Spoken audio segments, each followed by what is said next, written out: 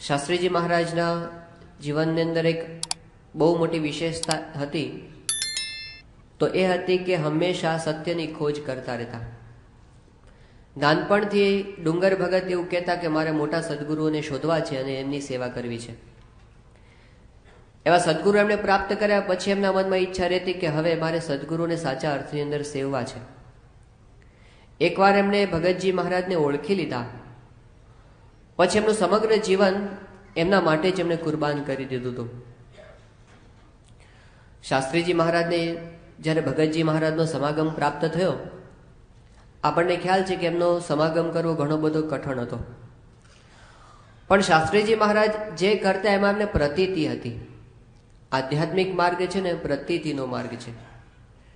એમાં આપણે જે કરીએ છીએ એમાં કેટલું કન્વિક્શન છે એના ઉપર આપણી પ્રગતિનો આધાર છે.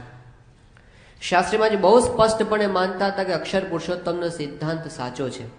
શ્રીજી મહારાજ એ સાક્ષાત પુરુષોત્તમ નારાયણ છે, ગુણાતીતાન સ્વામી અક્ષર બ્રહ્મ છે અને ભગતજી મહારાજ પ્રગટ સત્પુરુષ છે. પછી ગમે તેટલા વિઘ્નો આવ્યા ને એમની સમજણમાં ફેરફાર થયો નથી. આ બહુ અઘરી વસ્તુ છે.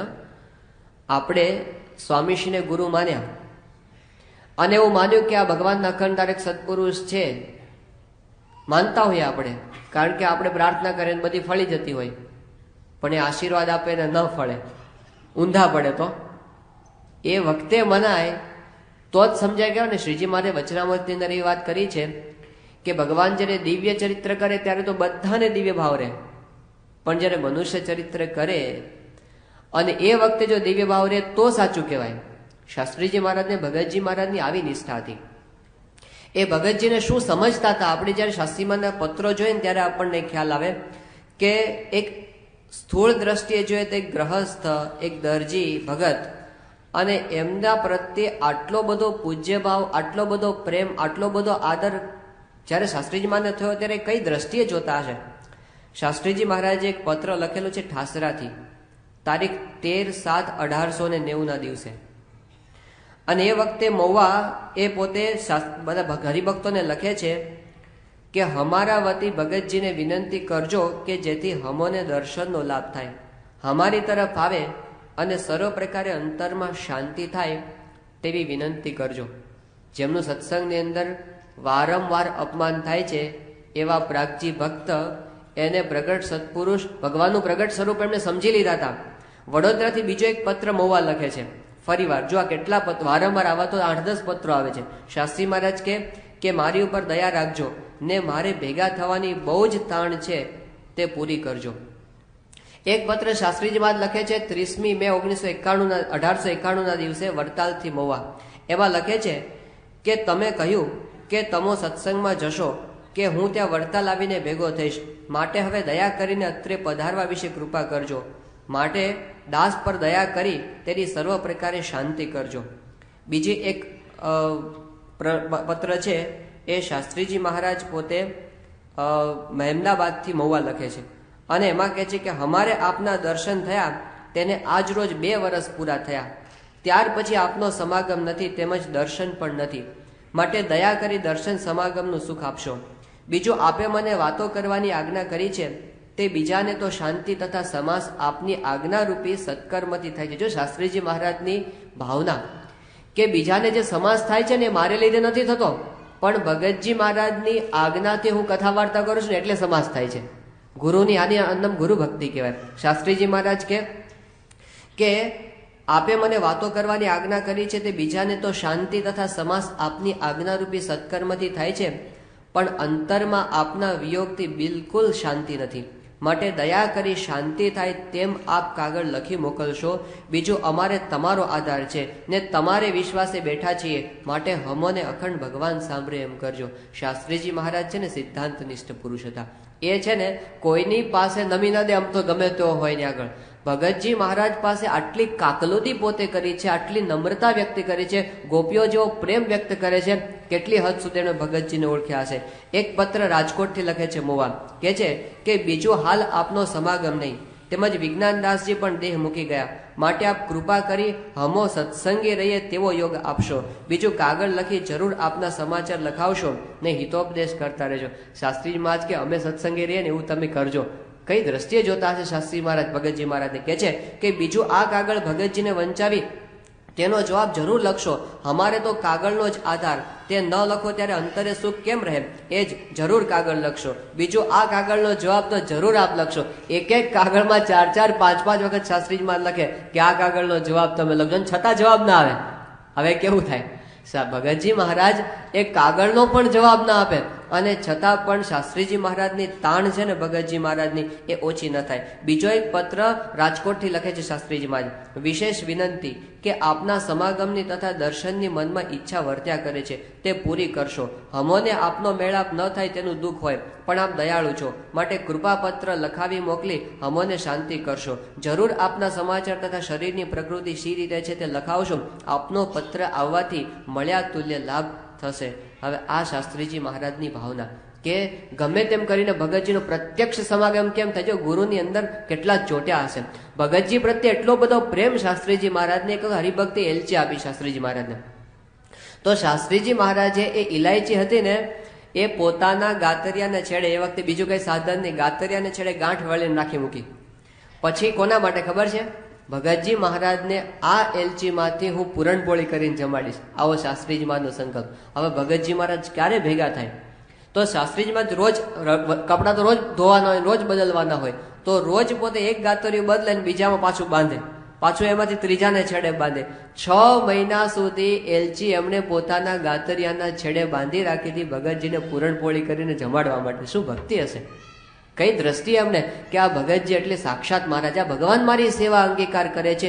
આટલો પ્રેમ અને દિવ્ય ભાવ એ શાસ્ત્રીજી મહારાજે ભગતજી પ્રત્યે કરેલો. જયારે ભાદરોડની અંદર ભગતજી મહારાજે બધા સંતોને સુખ આપતા હતા એ વખતે તો આ શાસ્ત્રીજી મહારાજ, વિજ્ઞાનદાસ સ્વામી, મહાપુરુષદાસ સ્વામી, પછી નાથા ભગત હતા, આ બધા તો વિમુખની રીતે એમને કાઢી મૂક્યા હતા વડતાલથી. પણ એમને છતાં પણ એક હતું કે ભગતજીના દર્શનનું સુખ. રોજ ભગતજી મહારાજ કથા વાર્તાનો લાભ આપે અને એમાં એક દિવસ શાકોત્સવ કર્યો. પછી શાસ્ત્રીજી ભગતજી મહારાજે કીધું કે આજ તો રોટલા ને શાક બધાને ખવડાવવા છે. તે બાજરીના રોટલા કર્યા અને પછી વંતાકનું શાક, રીંગણનું શાક અને છાશ, અને પછી ભગતજી મહારાજ કે આજ બધાને બરાબર જમાડવા છે. તો એ વખતે શાસ્ત્રીજી મહારાજ મોટા મોટા રોટલા, એટલા નાના નહીં, મોટા, તો એ તો માંડ અડધો રોટલો ન ખાઈ શકે. ભગતજી મહારાજે 2 રોટલા પીરસાવ્યા એમને. પછી તો ફરી વાર આવ્યા કે હવે એકલો. શાસ્ત્રીમાં જ કે પેટ તણાય છે, ના કે હજી એકલો, એમ કરીને એક ખવડાવ્યો. માંડ માંડ ભગતજી મહારાજને આજ્ઞાથી કાઢો અને પછી ત્રીજી વાર આવે કે હવે અડધો લો. શાસ્ત્રીમાં જ કે હવે તો પેટ ફાટી જવું થયું છે. એ વખતે ભગતજી મહારાજે કીધું કે આ અડધો રોટલો તમે ખાવ તો આજે હું તમને વશ છું, તમે જેમ કહો એમ મારે કરું. અને પછી 3.5 રોટલા શાસ્ત્રીજી મહારાજને જમાડ્યા અને પછી તો જે દશા થઈ હતી બધાને ખૂબ જમાડ્યા હતા. પછી શાસ્ત્રીજી મહારાજને એ વખતે સંકલ્પ થયો કે આપણે ભગતજીને હવે ચંદનથી અર્ચા કરવી છે. જો આ ભક્તિભાવ, તો કે ભગતજી મહારાજને આપણે ચંદનથી અર્ચા કરવી છે. તો બધા પોતે સ્નાન કરીને આવ્યા અને પછી ચંદનની ગોટીઓ ઘૂટી અને વાટકો ભરીને ચંદન તૈયાર કર્યું અને પછી ભગતજી મહારાજને કહે ચંદનની અર્ચા કરવા દો. ભગતજી કે ન કરાય. એ કે ના, આજે તો તમે વચન આપ્યું છે એટલે કરવું પડશે, અમે જેમ કહીએ આજે તમારે કરવું પડશે. અને આખા શરીરે ભગતજીને ચંદનની અર્ચા કરી. શાસ્ત્રીમાં જ કે હવે અમને ભેટો, કે હવે બહુ થયું, બહુ સુખ આપ્યું. એ કે ના, આજે તો પેટ ફાટી જાય એટલું ખવડાવ્યું છે તો અમારે કેમ તમારે કરવું પડશે. અને શાસ્ત્રીજી મહારાજને બધા જે વિજ્ઞાનદાસ સ્વામીને બધા ભગતજી મહારાજ ભેટ્યા. હવે આવા સંકલ્પો ક્યારે થાય, આવો પ્રેમ ક્યારે છે કે મહિમા વિના ન થાય. બાકી શાસ્ત્રી મહારાજ કે સદગુરુ છે, એ કઈ આમ ગ્રહસ્થ હરિભક્ત પાસે આવી માગણી કરે, પણ એમને ભગતજી અંદર ભગવાન દેખાતા હતા અને એમણે એવી રીતે સમાગમ એમને કર્યો. અને પછી ભગતજી મહારાજ રાજી થયા અને એમના સંકલ્પો છે બધા પૂરા કર્યા. શાસ્ત્રીજી મહારાજ કહેતા કે આ પ્રસંગ જો કોઈ સંભાળે તો એના કામાદિક દોષ બળી જાય. શાસ્ત્રીમાં 4 પ્રસંગો બધા સંભાળતા, એમાંનો એક આ હતો. તો ગુરુ પ્રત્યેની આવી ભક્તિ, ગુરુ પ્રત્યેની અનન્ય નિષ્ઠા અને ભગવાન પ્રત્યે આટલો બધો કરતાપણાનો ભાવ આ શાસ્ત્રીજી મહારાજના જીવનની અંદર આપણને દેખાય. અક્ષર પુરુષોત્તમ ઉપાસનાના પ્રવર્તન માટે એમને ઓછા વિઘ્નો સહન નથી કરવા પડ્યા. એ આપણે થોડું સમજવા પ્રયત્ન કરવાના છીએ. જ્યારે શાસ્ત્રીજી મહારાજે ત્યાં જુનાગઢની અંદર જન્માષ્ટમીનો ઉત્સવ હતો, એ વખતે એવું નક્કી કર્યું કે આ વખતે ભગતજી મહારાજનું ત્યાં સન્માન કરાવવું છે. જે સ્થાનની અંદર ભગતજીને અપમાન કરીને કાઢી મૂક્યા હતા એ જ સ્થાનમાં ભગતજીનું સન્માન થવું જોઈએ. એટલે એમણે એના માટે બધા ચક્રો ગતિમાન કર્યા. શાસ્ત્રીમાં જ મહાવિચક્ષણ પુરુષ એમણે કોઠારી જીભાઈને આના માટે તૈયાર કર્યા. એ કે હું તૈયાર છું, પણ રાગજી ભગત અહીં પધારે તો. હવે ભગતજી મહારાજ ક્યારે આવે? આચાર્ય મહારાજ કે તો જવાય. અને આચાર્ય મહારાજ ક્યારે તૈયાર થાય? જો બધા વડીલ હરિભક્તો વિનંતી કરે તો આચાર્ય મહારાજ તૈયાર થાય. એટલે શાસ્ત્રીજી મહારાજે ત્યાં ઝવેરીલાલભાઈને કાગળ લખ્યો રાજકોટથી. એમણે કીધું કે અહીં આગળ જ્યારે જાગા સ્વામી પધાર્યા એ વખતે મારી ઈચ્છા હતી કે તમે એ સમાગમ કરવા માટે પધારો, પણ તમારે કંઈક કામ એટલે તમે આવી શક્યા નહીં. ભલે જે થયું તે સારું થયું, પણ હવે આપણે જુનાગઢની અંદર ભગતજી મહારાજનું સન્માન થાય અને ત્યાં તમે બધા સમાગમ કરવા માટે આવો એવું આપણે ગોઠવીએ. તો તમે જો હા પાડતા હો તો હું આચાર્ય મહારાજને વિનંતી કરું કે ગુજરાતના મોટા મોટા હરિભક્તોની ઈચ્છા છે કે ભગતજી જુનાગઢ પધારે. શાસ્ત્રીજી મહારાજ ઝવેરીલાલભાઈને લખે છે જો શબ્દો કે કોઠારી જીભાઈએ પણ કીધું હતું કે ગુજરાતથી ઝવેરીલાલ વગેરે હરિભક્તો આવે તો જાગા ભગતને રાજકોટમાં વધારે રોકવા હોય તો રોકજો. તેથી અમોને અહીંના હરિભક્તોને એવો લોભ રહેતો કે આપ આવો તો જાગા ભગતને રહેવાનું વધારે થાય અને શેરડી ભેગી એરડી પણ પાણી પીવે. પછી શાસ્ત્રી મહારાજ કહે છે કે તમે બધા ભલે અહીં ના આવ્યા, હવે જુનાગઢ આવો તો એના માટે કહે છે કે બીજું પોર ગરડા પધાર્યા હતા તેને 12 માસ થઈ ગયા છે, માટે જુનાગઢ ભગતજી આવે તો ઘણું સારું એમ અમને અખંડ રહ્યા કરે છે. વળી અહીંયાના પણ હરિભક્તોનો ઘણો આગ્રહ છે, પણ તે લોકોને ઉઘાડા ઉઠીને મહારાજને કહેવાની મેં ના પાડી છે. કારણ કે હું અહીં રહ્યો. મહારાજને કહેવાની એટલે કોને? આચાર્ય વિહારીલાલજી મહારાજને કહેવાની કે એ જો કે રાજકોટના હરિભક્તો કે તમે ભગતજીને તેડાવો તો આચાર્યને શું લાગે કે આ શાસ્ત્રી યજ્ઞ પુરુષ દાસે બધાને ચડાવ્યા છે, એટલે કે એ લોકોનો ન કહેવાય, તમે કો ડાયરેક્ટ એમ કે છે. તો એ વળી અહીંના હરિભક્તોને પણ ઘણો આગ્રહ છે, પણ તે લોકોને ઉઘાડા ઉઠી મહારાજને કહેવાની મેં ના પાડી છે, કારણ કે હું અહીં રહ્યો ને એ કહે તો મારા પર નિમિત્ત આવે. માટે આ ફેરે જુનાગઢમાં ભગતજીને બોલાવવા તમે ગુજરાતના હરિભક્તો દ્વાર છો. તેથી અમારા જેવા ગરીબ અને પરાધીન કેટલાક ત્યાગીઓને પણ સમાગમ દર્શન થાય. જો દર્શન માટે ગરીબ થયા હતા. શાસ્ત્રીજી મહારાજ ક્યારેય કોઈની સામે કંગાલ થયા નથી. એ તો પોતે આંતરવૈભવથી પૂર્ણ હતા, પણ એક વસ્તુ માટે ગરીબ થયા, એક વસ્તુ માટે કંગાલ થયા. કોના માટે? ભગતજીના સમાગમ માટે. કે તમે વિનંતી કરે છે કે તમે કંઈક કરો તો અમને દર્શન સમાગમનો લાભ મળે. અને પછી એવું આયોજન ગોઠવાયું અને આચાર્ય મહારાજે હા પાડી કે ભલે ભગતજીને બોલાવો. અને એમનો જે આશીર્વાદનો પત્ર લખ્યો શાસ્ત્રીજી મહારાજે એ પત્ર પોતે ત્યાં જઈને આણંદ જઈને પોસ્ટ કર્યો. વડતાલની પોસ્ટ ઓફિસમાં નહીં, કારણ કે કોઈ પાછું લઈ લેતો, એટલે આણંદની પોસ્ટ ઓફિસમાંથી પોસ્ટ કરાવ્યો કે જાઓ ભગતજીને સમાચાર મળી કે તમારે જુનાગઢ આવવાનું છે. અને પછી 100 પોસ્ટકાર્ડ પોતાની હાથે લખ્યા, એક એક હરિભક્તને મોકલાને કીધું કે તમે જુનાગઢ આ વખતે સમાગમ કરવા માટે આવજો. અને ઇતિહાસની અંદર અદ્ભુત પ્રસંગ એવો બની ગયો કે જુનાગઢની અંદર જે સ્થાનમાં ભગતજીને વિમુખ કરીને કાઢેલા અને ઝેરના લાડવા ખવડાવેલા એ જ સ્થાનની અંદર કોઠારી જીભાઈ દ્વારા એવું આયોજન કર્યું કે આચાર્યની જેવું સન્માન. જેવી આચાર્ય મહારાજની બગી એવી જ ભગતજી મહારાજની બગી, જેવો આચાર્યનો ઉતારો એવો જ ભગતજી મહારાજનો ઉતારો. આચાર્ય મહારાજના આસનની બાજુમાં ભગવતજી મહારાજનું આસન પડે, આ તો અશક્ય જેવું કહેવાય. હા, પણ એ વખતે એની કથાની અંદર બધા સંતો હરિભક્તો બેસે, જાગા સ્વામી ભેગા થાય, ભગતજી મહારાજ અને આનંદની છોડો ઉછળે. હવે એવો જયારે પ્રસંગ ઉભો થયો એ વખતે જાગા સ્વામી બહુ આનંદમાં આવી ગયા કે આ વખતે તો માયા પર બરાબર પગ મૂક્યો છે. અને પછી એમને શાસ્ત્રીજી મહારાજને આનંદમાં આવીને કીધું કે તમે છે ને હવે વિહારીલાલજી મહારાજ પાસે જાઓ અને એમને તમે એવી વાત કરો કે જો એ આચાર્ય મહારાજ પોતે અક્ષર અને પુરુષોત્તમની જોટે મૂર્તિઓ પધરાવે તો હું એને મહાપુરુષ જેવા 2 દીકરા આપું. હવે વિહારીલાલજી મહારાજને પુત્રની ઈચ્છા બહુ હતી, સંતાન નહોતું, વારસદાર કોઈ નહીં, અને એના માટે ઘણા પ્રયત્નો પણ એમણે કરેલા કે દીકરો થાય. હવે એ કઈ એનું ફળીભૂત થયું નહોતું. એટલે જાગા સ્વામીને હતું કે જો આપણે આવી રીતે કહેશું તો આચાર્ય તૈયાર થઈ જશે. એટલે આચાર્ય મહારાજ પાસે શાસ્ત્રીજી મહારાજ ગયા વાત કરી કે જાગા સ્વામી એવા આશીર્વાદ આપે છે કે જો તમે અક્ષર પુરુષોત્તમની મૂર્તિ પધરાવો તો 2 દીકરા આપે મહાપુરુષ જેવા. એ વખતે આચાર્ય મહારાજે કીધું કે તમારી વાત સાચી, જાગા સ્વામી એવા સમર્થ પુરુષ છે, મને ધાર તો 2 દીકરા આપે, મને વિશ્વાસ છે, પણ એ મારાથી થઈ શકે નહીં. જો આચાર્ય મહારાજ કે છે જે વખતે કઈ રબર સ્ટેમ્પ જોવા નતા એ વખતે તેમની સત્તા હતી. એ વખતે એમણે કીધું કે આ ભેખ છે ને એ ઉપાધિ કરે. અને બીજી વસ્તુ શું કે આ 2 જણ જ્યાં સુધી બેઠા છે, એક કોણ? વડતાલના ગોરધનભાઈ કોઠારી અને બીજા ગરડાના ભીમજી કોઠારી, ત્યાં સુધી મારું ધાર્યું થવા દે નહીં. માટે એ વાત મારાથી બની શકશે નહીં. આ વાત આવી શાસ્ત્રીજી મહારાજે જયારે કરી જાગા સ્વામી પાસે કે આવી વાત થઈ છે, જાગા સ્વામી ઊંડા ઉતરી ગયા. 15 મિનિટ બોલ્યા નહીં. અને પછી એમને કીધું કે એ કામ તું ન કરે. શાસ્ત્રીજી મહારાજ કે અમે સાધુ કહેવાય. હા, અમારે ખાલી પોસ્ટકાર્ડ લખવું હોય ને, 1 પૈસાનું પોસ્ટકાર્ડ આવે, તો અમે કોઠારમાં પોસ્ટકાર્ડ લેવા માટે જઈએ ને, તો કોઠારી અમને 10 પ્રશ્નો પૂછે કે તમારે ક્યાં બૈરી છોકરા છે, તમારે ક્યાં વ્યવહાર છે, તમારે ક્યાં કોઈને પરણાવવા મંડાવવાના છે, શેનો પોસ્ટકાર્ડ લખવું છે, હું લખીને કરશો, આવા પ્રશ્નો અમને પૂછે. એટલે અમે છે ને પછી શાસ્ત્રી મહારાજ કે અમે નીચું માથું ખાલી આમ બેસી રહ્યા, આમ બોલીએ નહીં કઈ, મૂંગા. એટલે પછી 10 મિનિટે 1 પોસ્ટકાર્ડનો ઘા કરે, હાથે તો ના આપ્યો.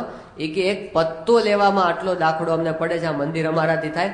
જાગા સ્વામી કે તમે સંકલ્પ ન કરો તો તમારી ખોટને પૂરા ન કરીએ તો અમારી ખોટ. એમ કરીને પછી જાગા સ્વામી આશીર્વાદ આપ્યા. અને શાસ્ત્રીજી મહારાજે એ બીડું હાથમાં લીધું. પણ હાથમાં લીધું પછી વિરોધ અને વિરોધ, સખત વિરોધ. જે કાર્ય હાથમાં ઉપાડ્યું એમાં કેટલા વિરોધ. શાસ્ત્રી મહારાજ જ્યાં રહે ત્યાંથી કાઢી મૂકે. રાજકોટ રહ્યા તો ત્યાંથી એમને કાઢી મૂક્યા. જુનાગઢ રહ્યા ત્યાંથી વિરોધ થયો, નીકળવું પડ્યું. સારંગપુરા ત્યાંથી વિરોધ થયો અને નીકળવું પડ્યું. બધેથી એ સખત વિરોધની વચ્ચે શાસ્ત્રીજી મહારાજે પકડી રાખ્યું કે અક્ષર અને પુરુષોત્તમનું જ્ઞાન છે એને આપણે પ્રવર્તાવવું છે. હવે જો સાચી વાત એમને મનાઈ ગઈ તો એમને મૂકી નથી. ઉપાધિઓ તો બહુ થઈ. એકવાર ગોરધનભાઈ કોઠારી એમને બોલાવ્યા શાસ્ત્રીજી મહારાજને, અને પછી કીધું કે બીજું તો બધું બરાબર, પણ તમે આટલી બધી વાત કરો છો તો એનાથી તમને ઉપાધિ બહુ થશે. શાસ્ત્રી મહારાજ કે જુઓ, આપણે સાચી વાત સમજ્યા છીએ તો બીજાને શું કામ ન કરીએ. તો એ વખતે ગોરધનભાઈ કોઠારી કે બીજું તો બધું બરાબર છે, પણ આ ભેખને બધા છે ને, તમારું બધા ભેખ બધા એ છે ને કોષ અને કોદાળો લઈને તમારું મૂળ ખોદવા તૈયાર થઈ ગયા છે, તમને નહીં છોડે. એટલે તમે બધું માથાકૂટ મૂકો ને, આ બધું શું આટલું બધું મંડ્યા છો, ભજન કરો ને બેઠા બેઠા. શાસ્ત્રીજી મહારાજે એ વખતે વાત કરી ગોરધનભાઈ કોઠારીને કે આપણે કોઈ ક્રિયાના ધણી થઈશું તો તેનો ભાર આપણને વળગશે. જો આ સમજવા જેવું છે. આપણે કોઈ ક્રિયાના ધણી થઈશું તો ક્રિયાનો ભાર આપણને વળગશે. પણ શ્રીજી મહારાજ કરતા હરતા છે એમ સમજીશું તો શ્રીજી આપણને કોઈ આંચ આવવા દેશે નહીં. છતાં પણ જો દુઃખ આવશે તો શ્રીજી કસની કરે છે તેમ જાણી આપણને શુદ્ધ કંચન જેવા કરવા તાવે છે તેમ માનીશું. પછી મનમાં તો ઉપાધિને દેખીને મૂંઝવણ પામવી જ નથી. વળી મહારાજે કહ્યું છે કે મને જે વાત સમજાણી એ વાત હું બીજાને ન કરું તો શા કામની. આ શાસ્ત્રીજી મહારાજનો સિદ્ધાંત હતો. પોતે કામ બધું કરતા હતા, ભગવાનનું જ કાર્ય કરતા હતા, પણ નિષ્ઠા એમને એવી રાખેલી કે હું કંઈ કરતો નથી, મહારાજ પોતે કરે છે. અને એટલે શાસ્ત્રીજી મહારાજનું જે કાર્ય હતું એ કંઈ સામાન્ય નહોતું. નાનપણથી એમની પ્રતિભા તો બધા જ જાણતા હતા. નાનપણની અંદર યોગેશ્વર દાસ સ્વામીએ કીધું કે છોકરા તારામાં તેજ અપાર છે, તો એ એમને અનુભવ થયેલો. નાનપણથી એમના પ્રત્યે ગોવર્ધનભાઈ કોઠારી છે પોતે આકર્ષાયેલા. અને પછી એમનું કાર્ય જોઈ મોટા મોટાને એમના પ્રત્યે જે આકર્ષણ થયેલું એ આપણે જાણીએ છીએ. મુરલીધર દાસ હતા ડભોઈની અંદર, અને એમને શાસ્ત્રીજી મહારાજે જ્યારે ભગતજી મહારાજને જાગા સ્વામીના મહિમાની વાતો કરી, હવે એ તો પેલા બધા વિરોધી હતા, પણ આ વાત સાંભળીને પોતે બોલી ગયા કે અહો યજ્ઞ પુરુષ દાસ, આવી વાતો તો અમે જિંદગીમાં સાંભળી નથી. આજે વાતો કરી તમે અમારું અંતર ઠારી દીધું. યજ્ઞ પુરુષ દાસ, તમે તો હદ વાળી લીધી. અમારી હઠ માનની ઈર્ષા ઓગાળીને તમે શુદ્ધ કરી દીધા.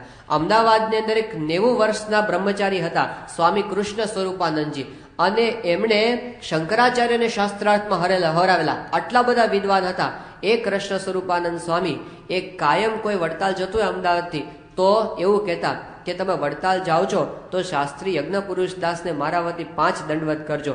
એમનો સમાગમ મને ન થયો તો ગુણાતીતાન સ્વામીને ગોપાલ સ્વામીને ઓળખી શકત નહીં. હવે શાસ્ત્રીમાન એના કરતા 3જા ભાગની ઉંમર, 30 વર્ષની ઉંમર, પેલા 90 વર્ષના, પણ એમની પ્રતિભા એવી હતી. આટલા એમનાથી પોતે પ્રભાવિત થયા હતા. ચંદુભાઈ વિદ્યાધિકારી જે ગોંડલ સ્ટેટની અંદર બહુ ઊંચી પોસ્ટ ઉપર હતા, એમણે વાત કરી કે શાસ્ત્રીજી મહારાજ છે એ કેવળ બ્રહ્મ વિદ્યાના પ્રવર્તક છે. એટલું જ નહીં, તેઓ આદર્શ ભક્ત અને સેવક પણ છે. ગોંડલ અક્ષર મંદિરમાં 60 ફૂટ પાયામાં ઉતરી તેમને કામ કરતા મેં નજરે જોયા છે. પાનેલીની ખાંડમાંથી પથ્થર કઢાવતા ને અસહ્ય તાપમાં ખાવા પીવાની દરકાર વગર પણ મહેનત કરતા મેં એમને જોયા છે. તો ભગત એમનો જે શાસ્ત્રીજી મહારાજની પ્રતિભા હતી એ મોટા મોટાને સ્પર્શી ગઈ હતી. કનૈયાલાલ મુનશી જે ભારતના એક વખતના બહુ જ મોટા સાહિત્યકાર કહેવાય, એની સાથે ઇતિહાસકાર કહેવાય, એની સાથે સાથે એ પોતે પ્રસિદ્ધ ધારાશાસ્ત્રી કહેવાય અને ભારતના બંધારણના ઘડવૈયા પણ ખરા. એમણે એવી વાત કરી કે સ્વામિનારાયણ ભગવાન પછી આશરે 150 વર્ષે તેમના જ ઐશ્વર્ય, પ્રતાપ, દિવ્યતા, યોગેન્દ્રપણાનો વારસો આજે શાસ્ત્રીજી મહારાજમાં સંપૂર્ણપણે જોઈ શકાય છે. જો આ મહાપુરુષને વડતાલવાળાએ બરાબર ઓળખ્યા હોત અને તેઓ શ્રી વડતાલ રહ્યા હોત તો આજે આખા હિન્દુસ્તાનમાં ઘેર ઘેર સ્વામિનારાયણનું ભજન થતું હોત. આવા તો ઘણા બધા નંદાજી જેવાને પણ શાસ્ત્રીજી મહારાજ પ્રભાવિત કરી ગયા. પણ આ બધું જ જે હતું એની પાછળ એક જ વસ્તુ હતી, શાસ્ત્રીજી મહારાજે ભગવાનને આગળ રાખેલા. ભગવાનને આગળ રાખેલા, મુશ્કેલીઓની વચ્ચે ભગવાનને આગળ રાખવાને આ આપણે કરવાનું છે. બાકી કેવું થાય છે કે આપણે આમ ભગવાનની વાત કરતા હોઈએ, મહિમાની વાત કરતા હોઈએ, પણ શ્રીજી મહારાજે પ્રથમના 74માં વચનામતમાં વાત કરી કે આ બધી સમજણ ઓળખાય ક્યારે? આપતકાળ આવે ને ત્યારે સમજણ કળાય. એમનેમ તો આપણને બધું લાગતું હોય કે ભગવાન કરતા હરતા છે, પણ આપણા પોતાના ઉપર આવે ને ત્યારે મનાય, એ ખરું કહેવાય. જ્યારે આપણા બધા પાસા ઊંધા પડે. આ બે વસ્તુનું બેલેન્સ કરવું બહુ અગત્યનું છે. ઘણી વખત શું થાય કે આપણે કે બસ ભગવાન કરતા હરતા આપણે બેસી રહીએ કે કાંઈ નહીં, જે કરવું હોય તે થાય એમ કરીને બેસી રહીએ.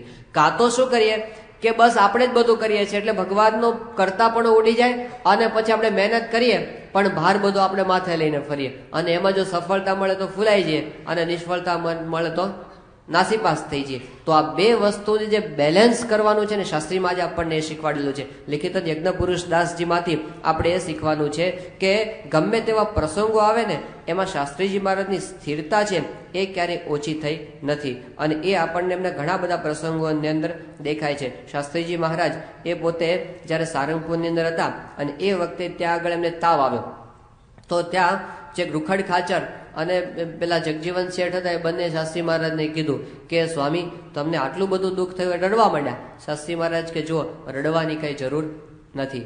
એમણે કીધું શાસ્ત્રીજી મહારાજે કે તમારે જો મારી બીમારી કાઢવી હોય ને તો છે ને મારી કથા વાર્તા તમે સાંભળો. અને શાસ્ત્રીમાં જે કથા વાર્તા ચાલુ કરી પેલા સાંભળીને તાવ ઉતરી ગયો.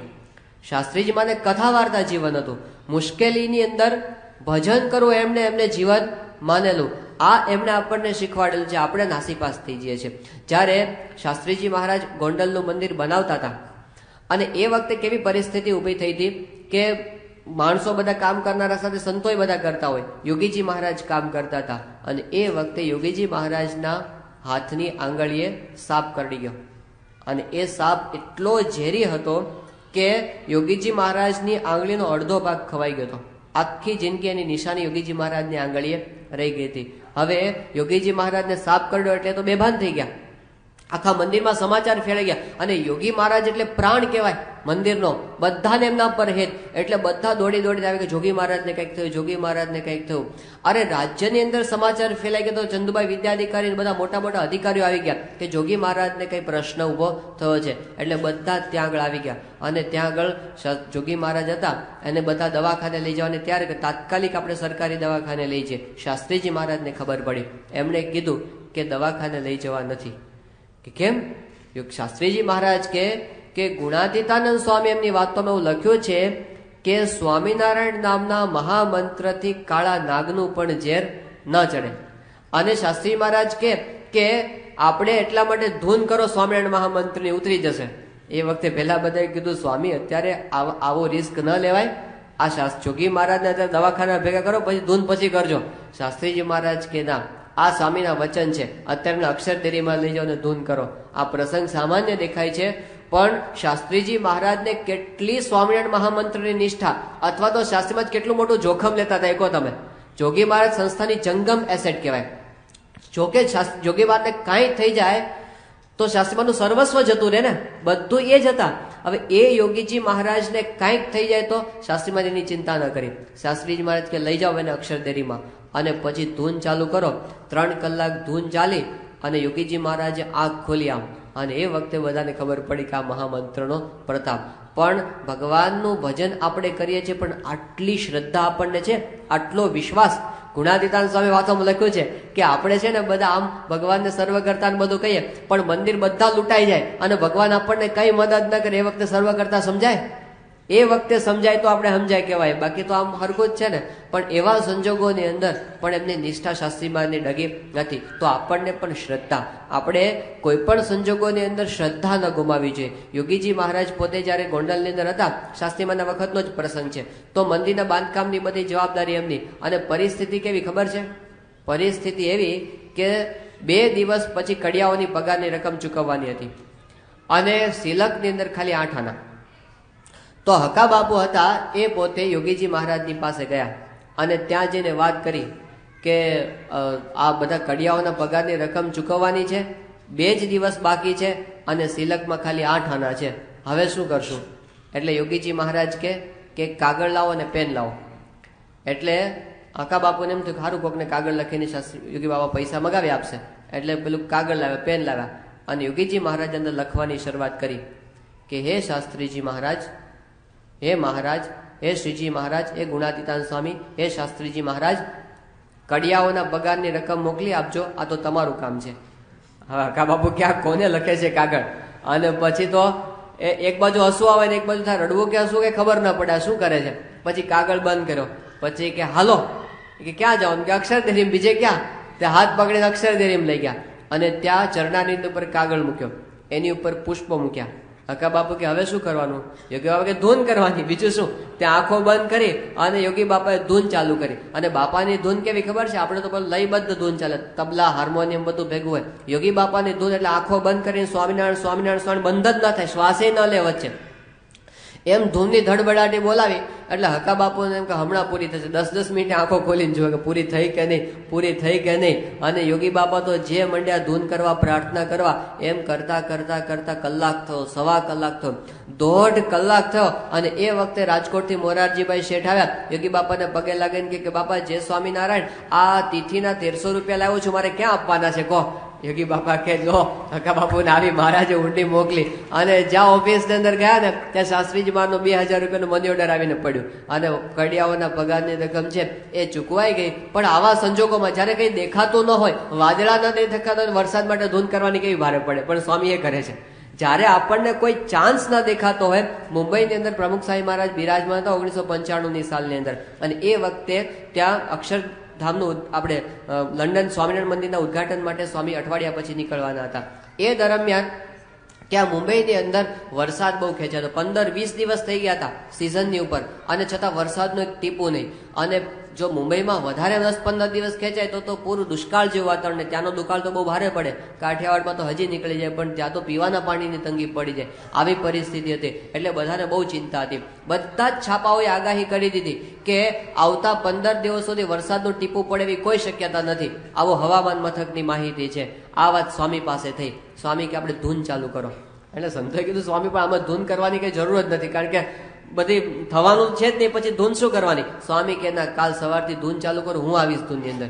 અને ઠાકોરજી પાસે સવારને સાંજ સ્વામી અડધો કલાક બેસે, બાપા બેસે, અને ધૂન ચાલુ કરી, સવારે ધૂન કરી, સાંજે ધૂન કરી, અને બીજે દિવસે સવારે ધૂન થઈને ત્યાં તો બધા છાપાની બધી આગાહી ખોટીને ધોધમાર વરસાદ આખા મુંબઈની અંદર. પણ સ્વામીએ કર્યું અને પછી ધૂન ચાલુ રાખી. પાછી સ્વામીશ્રી પછી ત્યાંથી લંડન આવ્યા અને ઉતર્યા સ્વામી એરપોર્ટ પર, અને ગાડીમાં બેસીને સ્વામી મંદિર જતા હતા. અને સ્વામી ત્યાંથી મુંબઈ ફોન કર્યો. રામચરણ સ્વામીએ ફોન ઉપાડ્યો. એ કે સ્વામી પહોંચી ગયા? સ્વામી કે સુખરૂપ પહોંચી ગયા છે, પણ સમાચાર એ આપવાના છે કે ધૂન બંધ ન કરતા, એ ચાલુ રાખજો.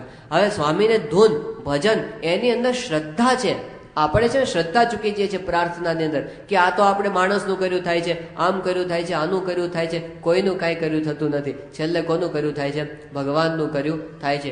આ વિશ્વાસ આપણને ટાણે રહે તો ખરું કહેવાય. પ્રમુખ સ્વામી મહારાજ લંડનની અંદર 1990ની સાલમાં બિરાજમાન હતા. અને એ વખતે અડધી રાત્રે એમના સેવક જાગી ગયા અને એમણે જોયું કે સ્વામી પોતે પલંગમાં બેઠા બેઠા કઈ પ્રાર્થના કરે છે.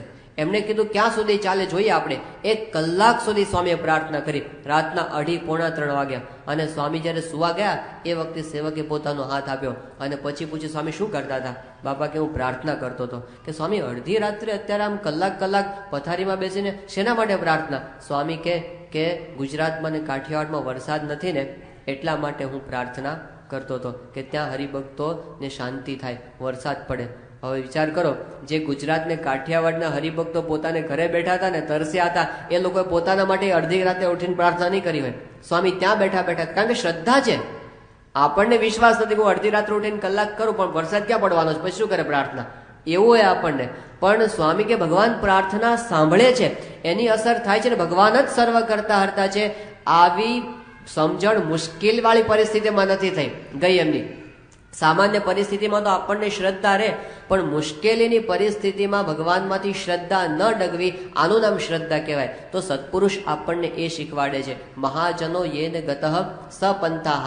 શાસ્ત્રીજી મહારાજ આવી શ્રદ્ધા રાખી છે, યોગી બાપાએ આવી શ્રદ્ધા ભગવાનની અંદર રાખી છે, અને આપણે પણ એવી રાખવાની છે. કારણ કે શ્રીજી મહારાજે મધ્યના 21મા વચનામૃતની અંદર બહુ સ્પષ્ટ સમજણ આપેલી છે. મહારાજે પોતે વાત કરેલી કે સર્વ કરતા કોણ છે?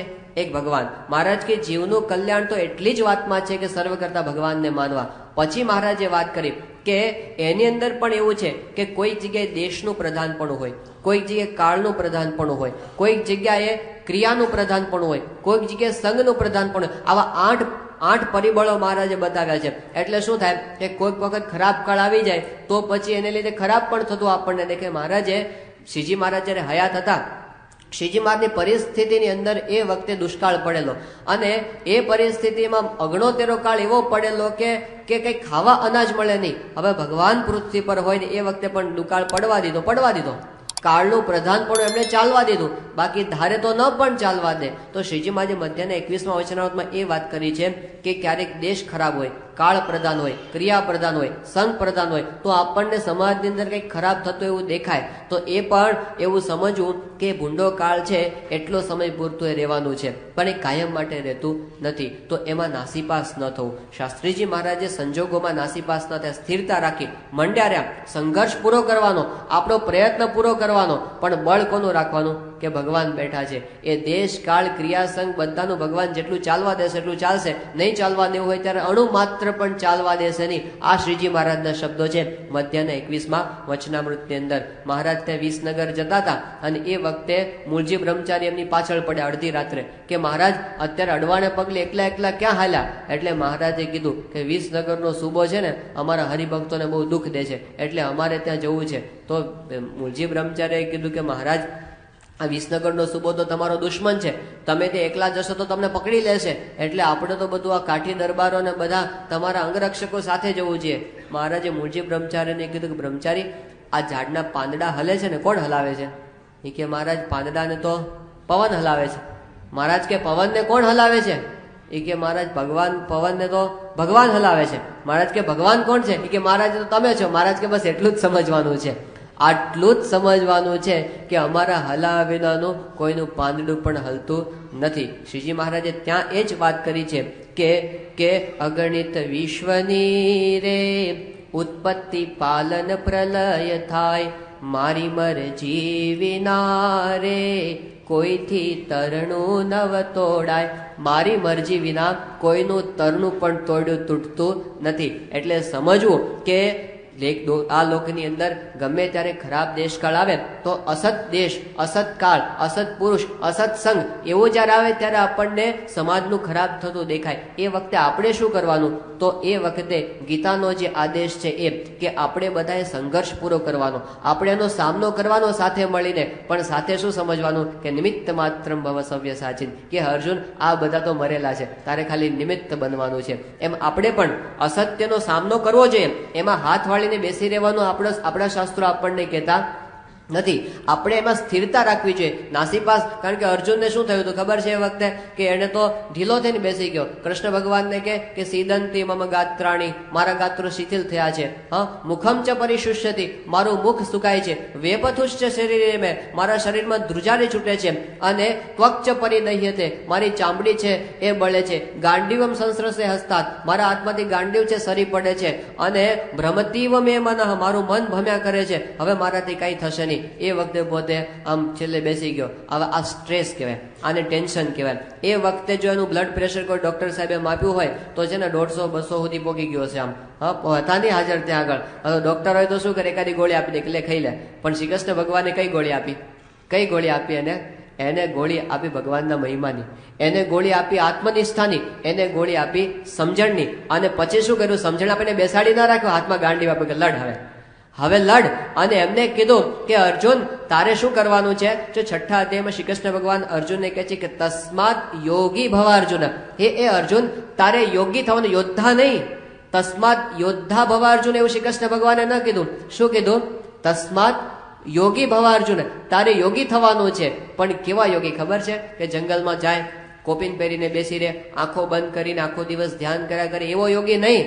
મારે તો એવો યોગી તને બનાવવો છે કે હાથમાં ગાંડી હોય, ધનુષ્યનો ટંકાર કરતો હોય અને પ્રલયના અગ્નિની જેમ શત્રુઓનો સંહાર કરતો હોય એવો મારે યોગી તને બનાવવો છે. હવે આ ભારતીય સંસ્કૃતિની ઉદારતા છે કે યોદ્ધા પણ યોગી બની શકે, પણ કઈ રીતે યુદ્ધ કરે? સમત્વ ભાવથી.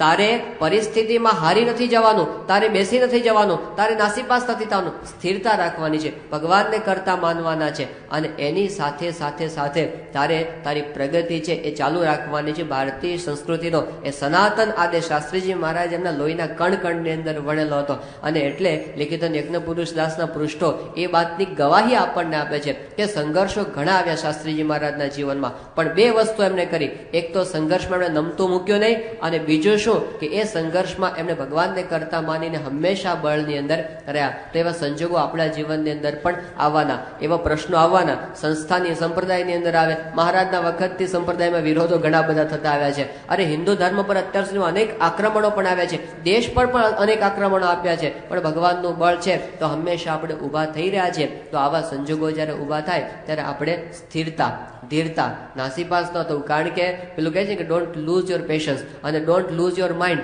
ખરેખર આપણે માઇન્ડ ગુમાવે તો માઇન્ડ જતું જ રહે, એ વખતે આપણી બુદ્ધિ એફિશિયન્સી જતી રહે આપણી. જો હમણાં સ્વામીશ્રીના સારંગપુરથી સમાચાર આવેલા છે બપોરના. હવે આ સમાચાર પેલા અક્ષરધામના બધા સાંભળ્યા ને પછી ત્યાર પછી પ્રમુખ સ્વામી મહારાજ કેવી પોઝિશનની અંદર છે એના સમાચાર જે સંતો આપે છે આપણને થઈ શું પુરુષ છે. અક્ષરધામ એટલે સ્વામીનું સ્વપ્ન છે. સ્વામી એની પાછળ લોહી રેડેલું છે. એની પાસે સ્વામીશ્રી પોતે સખત સંઘર્ષ કર્યો છે. સ્વામીશ્રીનું સ્વપ્ન એમાંથી આખું ઊભું થયું છે અક્ષરધામ. એમનું પોતાનું બનાવેલી વસ્તુ છે. પણ આટલા સમાચાર મળ્યા ને પછી સ્વામીની પરિસ્થિતિ શું ખબર પડી તમને? સ્વામીશ્રી રોજના રૂટીન પ્રમાણે સાંજના સાંભળ્યું, સ્વામી બાકીની મિટિંગો છે બધી પતાવી, બહુ સ્વસ્થતાથી બધા નિર્ણયો આપ્યા. સ્મૃતિ મંદિરે શાસ્ત્રીજીમાંની પ્રાર્થના કરવા માટે રોજ જાય છે સ્વામી. એ પ્રમાણે ત્યાં ગયા. ત્યાં આગળ સ્વામી રોજના નિયમ પ્રમાણે ઠાકોરજી ગુરુની પ્રદક્ષિણા કરી, રૂમમાં ઉતારે આવ્યા. જમ્યા પછી પ્રમુખ સ્વામી મહારાજ અડધો કલાક સુધી હરિભક્તોને મળ્યા, પણ એટલા સ્વસ્થતાથી કોઈ હરિભક્તના પ્રશ્નના સ્વામીએ આમ ઉડઝૂડ કરીને જાઓ જતા રહો, અત્યારની બધું મારે કામ છે, કઈ નહીં. એક અને હસતા જાય સ્વામી, હળવા ફૂલ હતા. કઈ પ્રશ્ન હોય ને તો હસતા હસતા એના જવાબ છે એ સ્વામી બધા આપતા જાય. અને પછી પાછા સ્વામી અંદર ગયા, પછી મીટિંગ કરી, પાછા પત્રો લેખન કરે, બધું એમણે કર્યું. પણ એક વસ્તુ પ્રાર્થના સતત કર્યા કરે સ્વામી જ્યારે સમાચાર મળ્યા એટલે કે આપણે પ્રાર્થના કરો. પહેલી વસ્તુ એમને કે ભગવાન છે સારું કરશે, આપણે પ્રાર્થના કરો. તો ભગવાનની અંદર પરમ શ્રદ્ધા, એની સાથે સ્થિરતા આ ગુરુએ એમના જીવન દ્વારા આપણને શીખવાડેલું છે. તો આજે પણ મહારાજ સ્વામીને પ્રાર્થના કરે કે શાસ્ત્રીજી મહારાજે પણ સંઘર્ષો સહન કર્યા છે, યોગી બાબાએ કર્યા છે, પ્રમુખ સ્વામીએ કર્યા છે. આપણા જીવનમાં પણ સંઘર્ષો તો આવશે, પણ એક વસ્તુ સમજવાની છે, સત્યમેવ જયતે. વિજય અંતે યત્ર યોગેશ્વર કૃષ્ણો યત્ર પાર્થો ધનુર્ધરા તત્ર શ્રી વિજયો ભૂતિર ધ્રુવા નીતિર મતિર મમ. બાકી એક વાર લાગતું પાંડવો નાસીપાસ થઈ ગયા, હેરાન થઈ ગયા, ઘર બાર વગરના થઈ ગયા, પણ અંતે વિજય કોનો થયો? એમનો જ થયો. એટલે વચ્ચેના સંજોગો ગમે તેવા આવે, અંતે સત્યનો વિજય. આ ભારતીય સનાતન શાસ્ત્રનો સિદ્ધાંત છે, એ ક્યારેય ખોટો થયો નથી અને થવાનો નથી. તો મહારાજ સ્વામીના ચરણોમાં પ્રાર્થના કરીએ કે આપણે પણ બધા એક સાથે મળી અને ભગવાનને આગળ રાખી, એમનું બળ રાખી, આપણું કર્તવ્ય કરતા રહે અને સ્થિરતા અને ધીરતાથી હંમેશા આપણા માર્ગની અંદર આગળ વધતા રહીએ એવી એમના ચરણોમાં પ્રાર્થના. સયાન સ્વામી મહારાજની.